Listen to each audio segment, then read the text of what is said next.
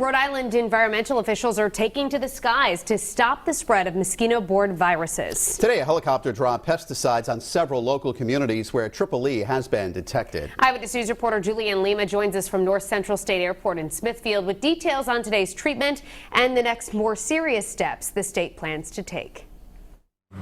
The helicopter spent hours flying back and forth from the airport this morning and afternoon, filling up with larvicide to drop on several swampy areas all across the state.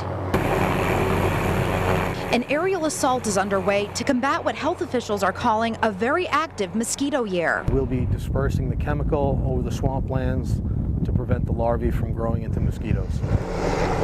Pellets of pesticide were dumped on areas where EEE was detected in recent weeks. Chapman Swamp in Westerly, the Valley Marsh area surrounded by Lincoln, Cumberland, and Central Falls, and the South Branch area of the Patuxent River in West Warwick. That's where, unfortunately, our first human case of EEE originated. The treatment was done during daylight because officials say the larvicide is not harmful. BTI is non-toxic to people, non-toxic to pets, non-toxic to farm animals and to pollinators, so it's safe. This type of treatment is different from aerial spraying, which kills existing adult mosquitoes, not just larvae. Spraying does come with some environmental risks, but DEM officials say it's necessary and will be happening soon. It's a big step. It's one that Rhode Island is ready to take, and we're going to use our very best data and information before we take it. In total, 7,500 pounds of larvicide was dropped in those 5 communities today. Reporting in Smithfield, I'm Julianne Lima, Eyewitness News. Breaking news now, there is another human case of eastern equine encephalitis in Massachusetts. And that makes 5 so far this season. The Massachusetts Department of Health says the person infected is a man in his 70s from southwestern Middlesex County, seen right here on the Pinpoint News Tracker. 32 communities across Massachusetts are now at critical risk for EEE, while 39 are at high risk, including Bellingham, Blackstone, and Millville. Here in Rhode Island, the DEM has launched an aerial campaign against mosquitoes.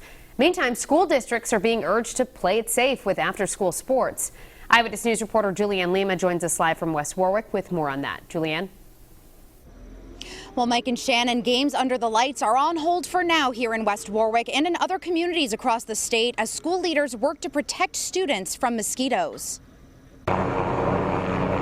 Health officials taking to the skies to combat mosquito-borne viruses in Rhode Island. Thursday's larvicide treatment in these high-risk communities will help prevent mosquito larvae from developing into adult biters. But what about existing mosquitoes? Health or safety concern. Karen Tarasevich is superintendent of West Warwick Schools, one of several local districts that's practicing smart scheduling at the state's request. Not having practices or games either early morning or around dusk or any later than dusk. Tarasevich says this mostly impacts football under the lights, as most other sports have their games right after school. Our athletic director has worked with our neighboring districts and the districts that we have games scheduled with to do just that, to adjust the schedule accordingly. While there has been no impact to outdoor recess so far, that could change once the state starts overnight mosquito spraying. Although it's very effective, that does have some environmental impact, so you need to take that step very carefully. And DEM officials tell us there will be a conference call tomorrow morning to go over the results of the latest mosquito traps. Those results will help determine which communities will be sprayed. Reporting live in West Warwick, I'm Julianne Lima, Eyewitness News.